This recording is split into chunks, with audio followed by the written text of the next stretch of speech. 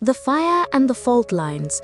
Trump's threat to Nigeria sparks global alarm and raises questions of truth, power, and politics. In his latest proclamation on social media, the US president has threatened to take military action inside West Africa.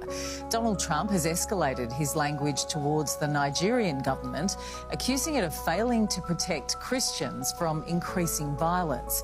If it doesn't move fast, he says, America could go in guns blazing. Welcome to Umda's Online TV, your #1 source for breaking news and live updates. The world is watching with growing unease as tensions escalate between the United States and Nigeria following a provocative threat of military intervention from US President Donald Trump. In an explosive statement released over the weekend, Trump warned that he would go into Nigeria guns a-blazing if what he described as the killing of Christians is not halted, a claim that Nigerian officials, security analysts, and humanitarian researchers insist is misleading, inflammatory, and dangerously divorced from the on-ground realities of one of Africa's largest and most diverse nations.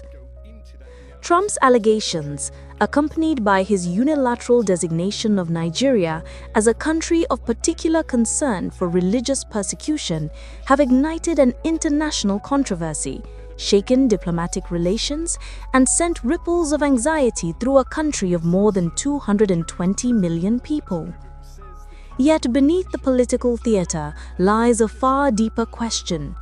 What happens when global power, domestic politics, and misinformation collide? A nation rejects a global accusation. In Abuja, Nigeria's President Bola Ahmed Tinubu responded swiftly and emphatically. Nigeria, he stated, remains a constitutionally secular nation committed to protecting the rights of Christians, Muslims, and adherents of other faiths alike.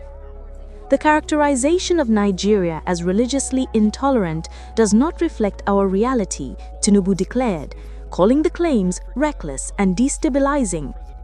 Security figures backed this up. Contrary to the idea of a government-backed persecution of Christians, Nigeria's security leadership, from the army to immigration, is predominantly Christian.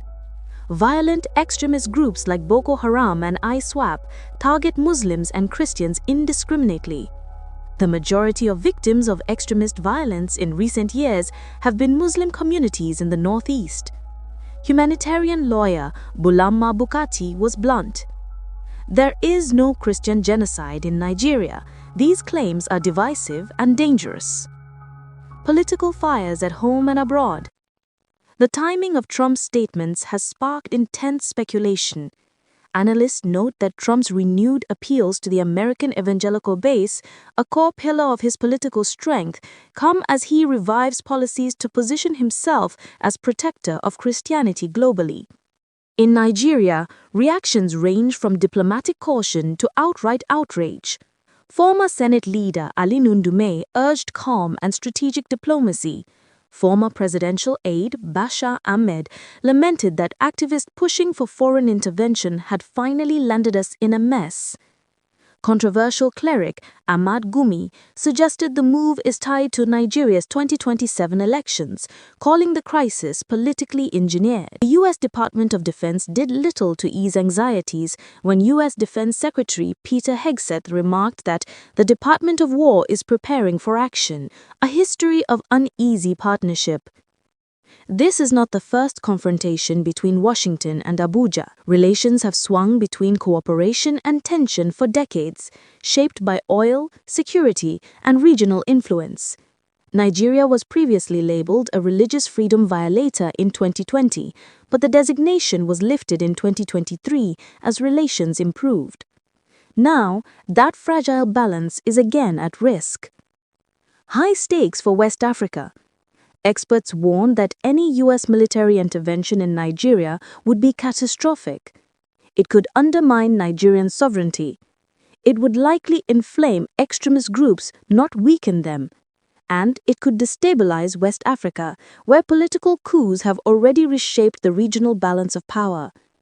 Council on Foreign Relations analyst Ebenezer Obade cautions, Nigeria needs support, not threats, a military intervention would be profoundly counterproductive. Meanwhile, the Tinubu administration reports declines in terrorism-related deaths in the past months, signaling progress through internal and regional cooperation. What comes next? The crisis now stands at a crossroads. A path shaped by heated rhetoric, geopolitical muscle, and misinformation, or one anchored in diplomacy, complexity, and collaborative security. One thing is clear: the stability of one of the world's most influential African nations hangs in the balance, and the consequences of missteps may resonate far beyond Nigeria's borders. As the world watches, the urgent question remains: will reason prevail over rhetoric?